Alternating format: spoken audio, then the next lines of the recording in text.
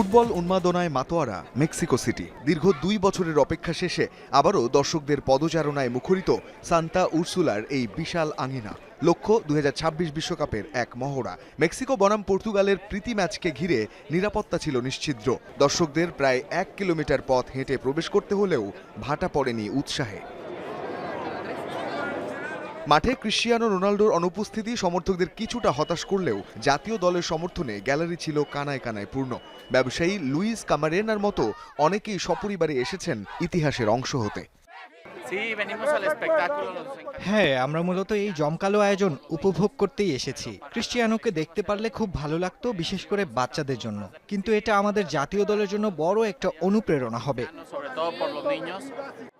Azteca stadium হিসেবে পরিচিত হলেও এর বর্তমান নাম স্তাদিও বানর্তে।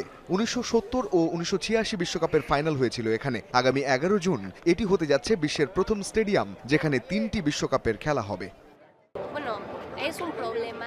আমরা স্টেডিয়ামটা নতুন করে দেখার জন্য মুখিয়েছিলাম। বিশ্বকাপের আমেজ এখনই অনুভব করছি।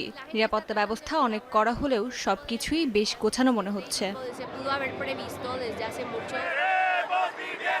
তবে মুদ্রার উল্টো পিঠও ছিল।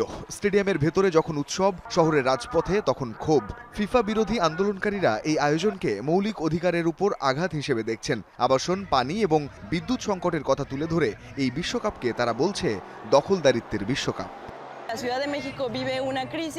মেক্সিকো সিটি বর্তমানে আবাসন ও পানি সংকটের মধ্য দিয়ে যাচ্ছে। যেখানে মানুষের মৌলিক অধিকারগুলোই নিশ্চিত নেই, সেখানে ফিফা বা এই ধরনের বড় আয়োজনকে আমরা অগ্রাধিকার দিতে পারি না।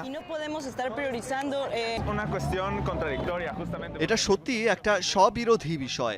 আমি ব্যক্তিগতভাবে ফুটবল খুব পছন্দ করি, কিন্তু তার মানে এই নয় যে আমি এই আয়োজনকে সমর্থন করছি। আমার মনে হয় মেক্সিকোতে পুরো বিষয়টি সঠিকভাবে সামলানো হচ্ছে না।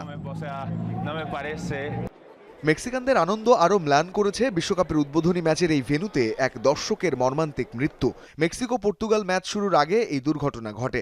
রয়টার্সের প্রতিবেদন বলছে, এক ব্যক্তি ভিআইপি বক্স সিটের দ্বিতীয় স্তর থেকে প্রথম স্তরে লাফ দেওয়ার চেষ্টা করেছিলেন। বাইরের অংশ দিয়ে বেয়ে নামার সময় তিনি নিচে পড়ে যান। নিরাপত্তা কর্মকর্তাদের মতে তিনি মদ্যপ অবস্থায় ছিলেন।